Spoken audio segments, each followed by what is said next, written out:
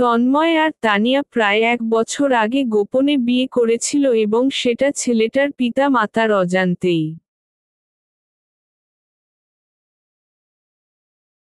এতদিন ধরে তন্ময় তার বাবা মার কাছে গিয়ে কোনো কিছু না বলে টাকা নিয়েছে, আর তানিয়া খরচ করেছে। তন্ময়ের বাবা ঠিক করেছে তন্ময়কে বিদেশে পাঠাবে চাকরি করার জন্য। কিন্তু তন্ময়ের বিদেশ যেতে মন চাইছে না। তবুও সে ঠিক করল, বিদেশে গিয়ে অনেক ডলার রোজগার করবে। যাই হোক, তন্ময় সৌদি আরব গেল।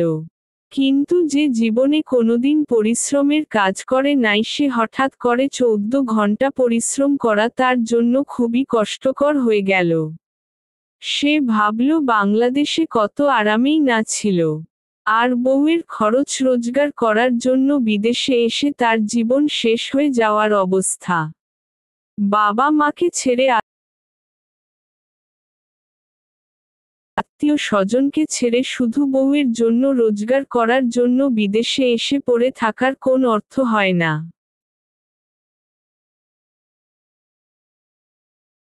একদিন সে বাংলাদেশে ফিরে আসলো। কিন্তু সবাই তাকে তিরস্কার করতে থাকলো। তানিয়াও খুব রাগারাগি করল। তন্ময় মনে মনে ভাবল কেউ আপন না, সবাই চায় ওকে মানি আর্নিং মেশিন বানাতে। তাই সে ঠিক করল দেশে একটা কিছু করবে। কিন্তু কিভাবে? লেখাপড়াও বেশি না, ব্যবসা করতে গেলেও টাকা লাগবে। এর মধ্যে সুরমা নামে একটা সুন্দরী মেয়ের সাথে তন্ময়ের পরিচয় হলো। সুরমার বাবা নেই, সুরমার একটা বাড়ি আছে ঢাকা শহরে।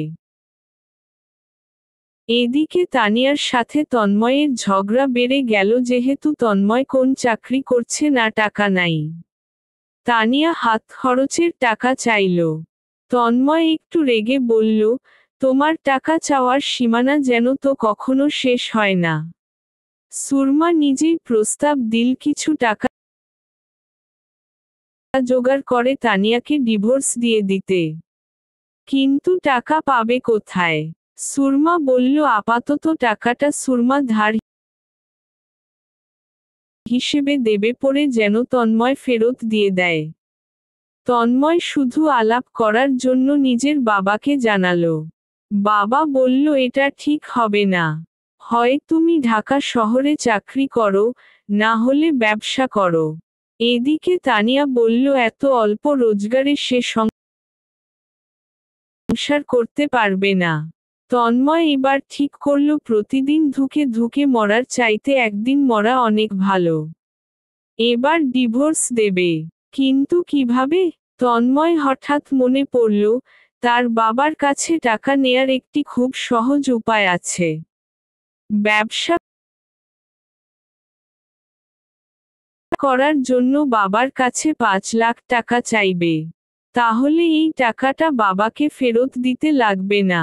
বাবার কাছে 5 লাখ টাকা চাইল, একটা দোকানের পজেশন নেবে।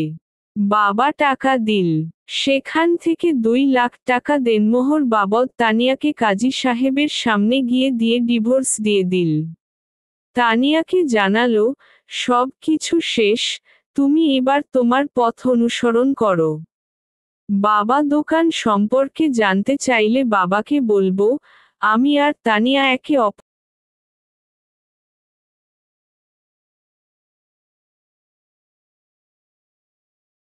অপরকে বুঝতে পারছি না, সংসার চালাতে অক্ষম। টাকা দিয়ে বউকে ছেড়ে দিয়েছি। তানিয়া সেই দিনগুলি মনের মধ্যে কল্পনা করছিল, কখন তার তন্ময় আরো বেশি টাকা আনার চেষ্টা করবে।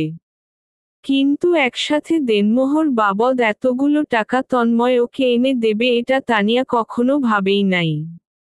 কিন্তু তন্ময়ের মুখে সোনালি হাসি, সুরমাকে বিয়ে করতে পারবে নতুন বউ, নতুন স্বপ্ন। তারা দুজন গোপনে বিয়ে করে। সুরমার বাড়িতে থেকে সংসার শুরু করে। সুরমা টিকটক ভিডিও করে। তন্ময়কেও শিখিয়ে দেয়। তন্ময়ের বাবা মা জানতে চাইলে তন্ময় বলে আমরা ভালো আছি। বাবা বলল সবকিছু গোপনে করিস, বাবা মাকে বলিস না কেন? তন্ময় বলল, আমার লেখাপড়া কম তাই সুন্দর করে বলে বুঝাতে পারি না তাই। আমার কিছু ব্যক্তিগত সমস্যা ছিল।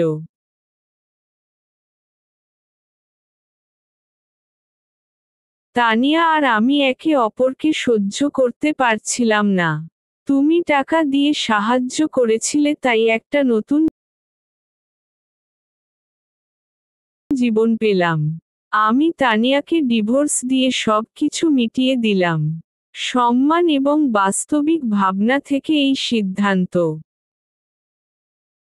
সততা এবং পরিশ্রমী সফলতা চাবিকাঠি। সাবস্ক্রাইব করবেন।